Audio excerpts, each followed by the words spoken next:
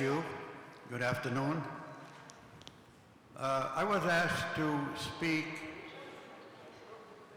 about what is the sense and what is the purpose of enlarging the message of the righteous.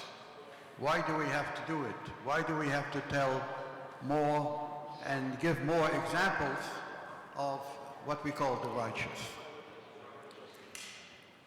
Well, I want to start by saying that one doesn't have to be a saint throughout one's whole life in order to do a saintly deed. True enough, man is capable of both types of behavior, of aggressiveness and helpfulness. Man can do both types of behavior. However, in Western civilization, too much emphasis is given on the attributes of aggressiveness and competition. Too many philosophers have talked about this. Thomas Hobbes, the English philosopher, Charles Darwin, and the theory of the survival of the fittest, of struggle between people as the ultimate meaning in life, Charles Darwin. Even Sigmund Freud, with his theory of the id, the superego and the ego.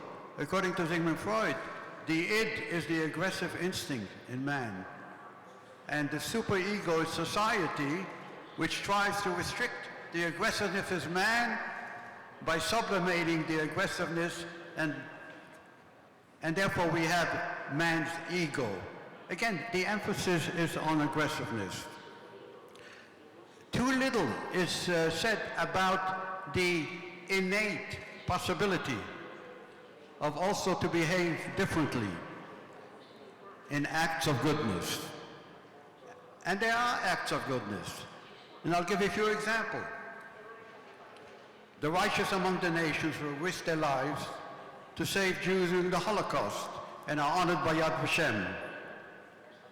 And then there are persons like Mother Teresa, who went to India and helped. And you may have heard of Doctors Without Borders, who go out in various places in the world and help people, sick people, who cannot afford to pay. And before our very eyes, these days, help is afforded by today's count over 1 million people fleeing from Ukraine. And borders are open to them, the borders of Poland, Slovakia, Hungary, Romania, to admit them and to allow them to continue and to live in peace and safety. So these are acts of goodness that are happening in our very times. And as it was mentioned by my friend Gabriel Nissim, Raphael Lemkin, a Polish Jew who invented the term genocide, which was adopted by the United Nations, genocide, as something that should not happen and should be condemned. And this has been accepted by the world community. So I say we have an obligation to urge and encourage people to act according to the biblical principle of V'ahavta l'reacha kamocha, love your neighbor as yourself. And to the Christians I say to act according to the story of the Good Samaritan told by Jesus, to do a good deed without the expectation of reward.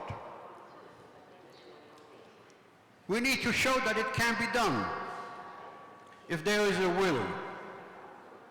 In the example of the many already honored in the Garden of the Righteous, created by Gabriela Nissim. Gabriela, incidentally, is also the name of a great angel up above, Gabriel, who in the Jewish tradition defends humanity before God's heavenly court. he defends. He speaks about the acts of goodness of people and tries to bring a good judgment. That's the angel Gabriel. And it's no wonder that we have a Gabriele who also acts in the same way. We need to teach the idea of Emmanuel Levinas. I wonder whether you've heard of this philosopher, Emmanuel Levinas, who lived in Paris. He was born in Lithuania, who stated of coming to the aid of those in proximity of us, those, the face of the other, who needs help, and our obligation to help these people if help is indeed needed. The idea of the face of the other, which arouses in you the compassion and the feeling of help. The philosophy of Emmanuel Levinas. So that we can create a human society where goodness will be celebrated and talked about, not only evil and aggressiveness. If we only give examples about evil and bad behavior, like we see in the movies, on TV, is it any wonder that we have so many cases sometimes of evil? We seem to be promoting that indirectly, because we only tell more stories about misbehavior than about good behavior. And people copy that, and people think that this is the right thing to do, of competition, of struggling, survival of the fittest, that this is the essence of life on earth. We have to show contrary examples. The lessons of the righteous that are displayed in the garden of the righteous is that I have already stated at the beginning.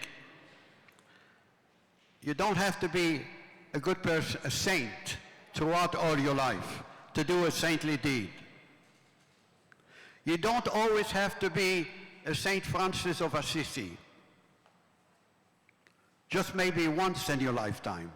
You don't have to be a total saint 100%, but you can do a good deed. You can be a Francis of Assisi just at least once. And it's a possibility for everyone waiting to happen. The Garibo arteries show us that man's capacity for goodness and combating evil is larger, it's much larger than originally thought. Garibo's work must therefore continue to give us more examples of acts of goodness instead of constantly repeating acts of evil, constantly showing us in the media about bad behavior. That is in order to create a better and more humane society and a better world. And therefore, the work of Garibo is to be blessed and congratulated, and hopefully to continue, and more such gardens will be created in other parts of the world, and for the purpose of creating that better and more humane world that we all hope for. Thank you very much.